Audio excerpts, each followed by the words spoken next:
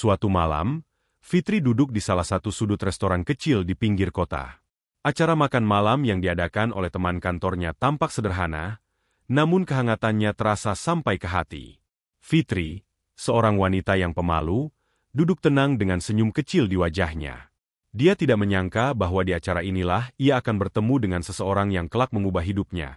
Saat Syahrul memasuki ruangan, ada sesuatu yang menarik perhatian Fitri. Pria itu tampak ramah, penuh percaya diri, dan berpenampilan rapi. Ia memperkenalkan diri dengan senyum hangat kepada semua orang, termasuk Fitri yang menunduk malu. Syahrul, yang merupakan seorang eksekutif muda di perusahaan besar, berasal dari keluarga terpandang.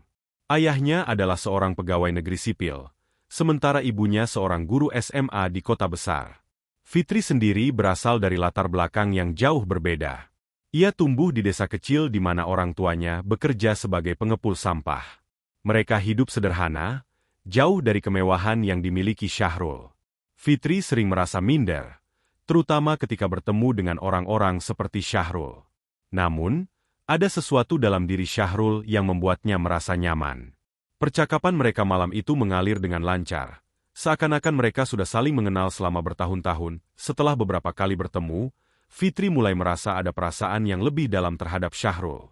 Namun, di balik kebahagiaannya, ada kekhawatiran yang terus menghantuinya.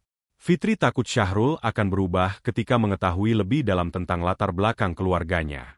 Ia takut orang tua Syahrul, terutama ibunya, tidak akan menerima seorang gadis dari desa dengan pekerjaan orang tua yang dianggap rendah di mata sebagian orang. Ayah Syahrul, yang bijaksana dan penuh kasih, sebenarnya tidak pernah mempermasalahkan asal-usul Fitri. Baginya, kebahagiaan anaknya adalah yang terpenting. Namun, lain halnya dengan ibu Syahrul. Sebagai seorang wanita yang tumbuh di lingkungan elit, ia memiliki pandangan yang berbeda.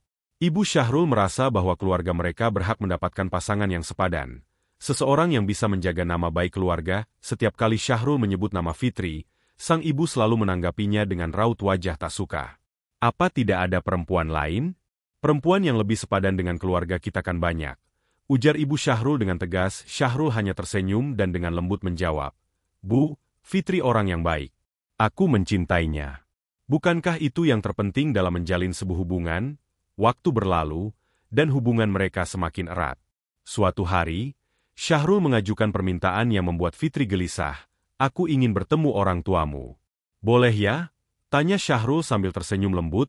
Permintaan itu begitu mendadak, hingga Fitri merasa sedikit panik.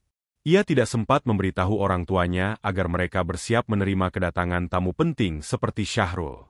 Namun, Syahrul bersikeras bahwa ia tidak peduli pada penampilan atau persiapan formal. Sesampainya di rumah Fitri, Syahrul melihat pemandangan yang sederhana namun menyentuh. Di hadapannya, ia melihat kedua orang tua Fitri sedang bekerja, mengangkut sampah dari truk ke sebuah tempat penyimpanan. Mereka mengenakan pakaian yang sangat lusuh, namun senyum tetap terukir di wajah mereka saat melihat putri mereka datang. Apalagi bersama seorang pria. Syahrul terdiam sejenak, bukan karena terkejut atau malu, tetapi karena melihat betapa kerasnya orang tua Fitri bekerja untuk menghidupi keluarga mereka. Ia merasa hormat yang mendalam kepada mereka, dan hatinya semakin teguh untuk mendampingi Fitri. Sehari setelah kunjungan tersebut, Fitri jadi tidak bisa tidur. Kekhawatiran yang selama ini menghantuinya kembali muncul. Namun, kekhawatirannya sirna ketika Syahrul menelepon Fitri. "Aku ingin minta maaf jika kunjunganku membuat kamu merasa tidak nyaman. Tapi, aku ingin kamu tahu bahwa cintaku tak tergoyahkan. Orang tuamu adalah orang-orang yang hebat, dan aku sangat menghormatinya. Pekerjaan mereka tidak akan mengubah perasaanku. Aku janji, aku akan berbakti pada mereka seperti layaknya orang tuaku sendiri." Ujar Syahrul dengan segenap ketulusan hatinya. Mendengar kata-kata Syahrul, Fitri merasa terharu. Air matanya mengalir tanpa bisa dibendung. Baginya, Syahrul bukan hanya pria yang tampan dan berasal dari keluarga terpandang, tapi juga seseorang yang memiliki hati sebaik peri. Singkat waktu, hari pernikahan Fitri dan Syahrul pun tiba. Di tengah keramaian tamu dan kemewahan acara, ada kejutan yang membuat semua orang tersentuh. Orang tua Fitri, dengan pakaian sederhana namun rapi, naik ke atas panggung dan membawa sebuah kotak kayu berukuran sedang. Dengan mata berkaca-kaca, Ibu Fitri menyerahkan kotak tersebut kepada kedua mempelai. Setelah dibuka, Ternyata kotak tersebut berisikan sertifikat rumah dan kunci mobil pribadi. Ayah dan ibu hanyalah orang biasa. Hanya ini yang bisa kami berikan untukmu dan keluarga kecilmu. Semoga ini berguna dan kalian selalu diberkahi oleh Tuhan. Ucap sang ayah lirih, suasana menjadi haru ketika Ibu Fitri melanjutkan. Kami tidak ingin kamu dipandang rendah karena pekerjaan kami. Selama ini kami menabung demi masa depanmu, dan kami akan memberikan apa yang kamu butuhkan kelak. Fitri dan Syahrul terdiam, tak mampu berkata apa-apa. Air mata kebahagiaan mengalir di wajah mereka. Bagi mereka, hadiah terbesar yang diterima bukanlah rumah atau mobil, melainkan cinta dan pengorbanan dari kedua orang tua yang selama ini bekerja keras demi kebahagiaan anaknya. Pernikahan Fitri dan Syahrul bukan hanya tentang mempersatukan dua insan, tetapi juga mempersatukan dua dunia yang berbeda. Keduanya menyadari bahwa cinta tidak pernah bisa diukur dari status sosial atau pekerjaan. Cinta sejati adalah tentang penerimaan, penghormatan, dan pengorbanan tanpa pamrih. Di balik semua itu, ada pelajaran berharga yang mereka petik. Pekerjaan seseorang tidak pernah menentukan nilai mereka. Orang tua Fitri, meski hidup dalam kesederhanaan, telah memberikan segalanya untuk putri mereka, dan pengorbanan mereka tidak pernah bisa diukur dengan materi. Setelah pernikahan, kehidupan Fitri dan Syahrul perlahan menemukan ritme baru. Mereka tinggal di rumah sederhana yang dihadiahkan oleh orang tua Fitri. Meski rumah itu tak sebesar yang mungkin diimpikan orang-orang, namun bagi mereka itu adalah tempat di mana cinta dan kehidupan rumah tangga mereka dimulai. Setiap sudut rumah terasa hangat dengan kenangan dan pengorbanan yang tak ternilai. Namun, tak semuanya berjalan mulus. Syahrul harus menghadapi kenyataan bahwa keluarganya, terutama ibunya, belum sepenuhnya menerima Fitri. Meskipun secara formal hubungan mereka telah diterima, Ibu Syahrul kerap melontarkan sindiran halus tentang latar belakang keluarga Fitri. Setiap kali mereka bertemu dalam acara keluarga, Ibu Syahrul tampak canggung dan seringkali menyampaikan komentar yang menyakitkan. Apa kamu tidak merasa kesulitan tinggal di rumah sekecil itu, Syahrul? Seharusnya kamu bisa hidup lebih nyaman, ujar Ibu Syahrul saat makan malam keluarga suatu hari. Fitri yang mendengarnya hanya bisa menunduk. Meski hatinya perih, ia mencoba menahan diri.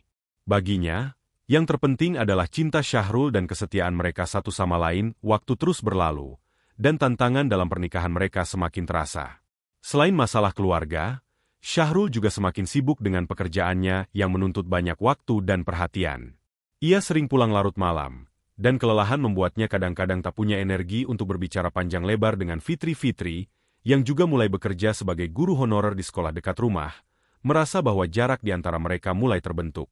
Meskipun cinta mereka tetap ada, komunikasi menjadi masalah yang sering muncul. Fitri mulai merindukan momen-momen sederhana bersama Syahrul seperti dulu.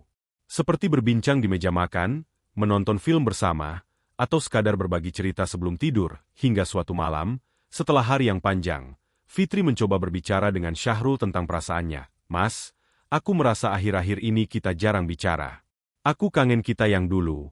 Kangen kebersamaan kita. Syahrul, yang saat itu tengah sibuk di depan laptopnya, menoleh. Ada rasa bersalah di matanya. Maafkan aku, Rin.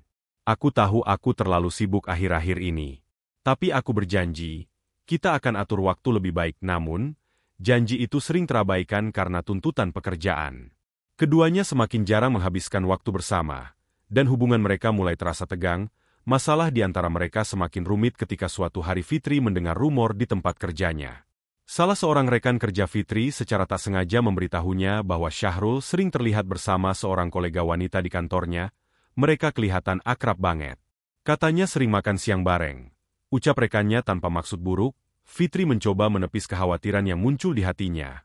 Namun pikiran tentang rumor itu terus mengganggunya. Setiap kali Syahrul pulang larut, rasa cemas semakin bertambah. Apakah Syahrul benar-benar setia padanya? Apakah pekerjaannya benar-benar yang membuatnya pulang larut, atau ada hal lain yang ia sembunyikan? Malam itu, setelah sekian lama menahan diri, Fitri akhirnya menanyakan langsung pada Syahrul. Mas, aku dengar kabar kalau kamu sering bareng sama perempuan di kantor. Apakah betul? Syahrul terkejut mendengar pertanyaan itu. Ia diam sejenak sebelum menjawab dengan tenang. Fitri, itu nggak benar. Memang aku sering makan siang sama kolega, tapi hanya sebatas kerjaan. Aku nggak pernah main di belakangmu. Meskipun Syahrul sudah menjelaskan, rasa ragu masih menggantung di hati Fitri. Kepercayaan yang dulunya kuat kini mulai diuji oleh waktu, kesibukan, dan jarak yang tak terlihat. Merasa hubungan mereka berada di ujung tanduk, Fitri mengambil langkah yang mungkin tak pernah ia bayangkan sebelumnya. Ia mengusulkan agar mereka mengambil waktu sejenak untuk beristirahat dari segala kesibukan. Mas, aku rasa kita butuh waktu untuk diri kita masing-masing. Kita butuh bicara, jujur satu sama lain. Kalau enggak, aku takut hubungan ini akan semakin renggang, katanya penuh harap. Syahrul setuju. Mereka memutuskan untuk pergi ke sebuah villa di pegunungan, jauh dari hiruk-pikuk kota. Di sana, mereka duduk bersama, berbicara dari hati ke hati. Syahrul mengungkapkan tekanan pekerjaan yang selama ini ia rasakan, sementara Fitri jujur tentang rasa cemburu dan takutnya kehilangan Syahrul. Mereka menangis bersama, melepaskan semua beban yang selama ini tertahan. Setelah momen tersebut, mereka menyadari bahwa cinta yang mereka miliki tak boleh terganggu oleh kesibukan duniawi. Mereka berjanji untuk lebih saling terbuka, mengutamakan komunikasi, dan tidak membiarkan masalah kecil menjadi besar. Dengan kesadaran baru ini, kehidupan Fitri dan Syahrul perlahan membaik. Syahrul mulai lebih mengatur waktunya dan mengurangi lembur di kantor, sementara Fitri berusaha lebih percaya pada suaminya. Meskipun tantangan tetap ada, mereka belajar untuk menghadapi semua itu bersama. Pada suatu sore yang hangat, Fitri menerima kabar yang mengejutkan. Ia positif hamil, kebahagiaan membanjiri hati mereka berdua. Setelah semua cobaan yang mereka lalui, anugerah ini seakan menjadi pengingat bahwa cinta mereka kuat dan mampu bertahan menghadapi apapun. Orang tua Fitri dan Syahrul sama-sama menyambut kabar ini dengan sukacita. Bahkan ibu Syahrul, yang sebelumnya selalu memandang rendah Fitri, mulai menunjukkan sikap yang lebih hangat. Ia sering datang untuk menanyakan kabar cucunya dan membantu Fitri mempersiapkan keperluan bayi Fitri. Saya tahu dulu mungkin saya salah menilai kamu. Tapi sekarang, saya melihat betapa berharganya kamu untuk keluarga kami, ucap ibu Syahrul suatu hari. Meski sederhana, kata-kata itu membuat Fitri merasa dihargai. Beberapa bulan kemudian, lahirlah seorang bayi perempuan yang cantik. Fitri dan Syahrul menamainya Anindita, yang berarti kesempurnaan. Bagi mereka, Anindita adalah simbol dari cinta dan perjuangan yang telah mereka lalui bersama. Mereka berdua bertekad untuk membesarkan Anindita dengan nilai-nilai yang sama seperti yang diajarkan oleh orang tua mereka, yaitu kerja keras, kejujuran, dan cinta yang tulus. Meski latar belakang mereka berbeda, Fitri dan Syahrul percaya bahwa mereka mampu memberikan masa depan yang baik untuk putri mereka. Di akhir cerita, Fitri berdiri di depan rumah mereka, memandang ke arah langit yang cerah. Di dalam rumah, Syahrul bermain dengan Anindita, dan suara tawa mereka terdengar hingga keluar. Fitri tersenyum, merasa bahwa segala pengorbanan dan perjuangan mereka akhirnya terbayar dengan kebahagiaan yang sesungguhnya. Cerita mereka bukan hanya tentang cinta, tetapi juga tentang bagaimana dua dunia yang berbeda dapat bersatu, bagaimana kepercayaan dan komunikasi dapat mengatasi segala rintangan, dan bagaimana cinta sejati akan selalu menemukan jalan untuk tumbuh lebih kuat. Demikianlah sebuah kisah penuh makna yang bisa kita ambil pembelajaran di dalamnya. Semoga kisah ini bisa memberikan nilai positif bagi penonton sekalian. Terima kasih telah menonton video ini sampai akhir. Sampai jumpa di kisah-kisah inspiratif lainnya. Jangan lupa like, subscribe dan tinggalkan jejak kalian di kolom komentar.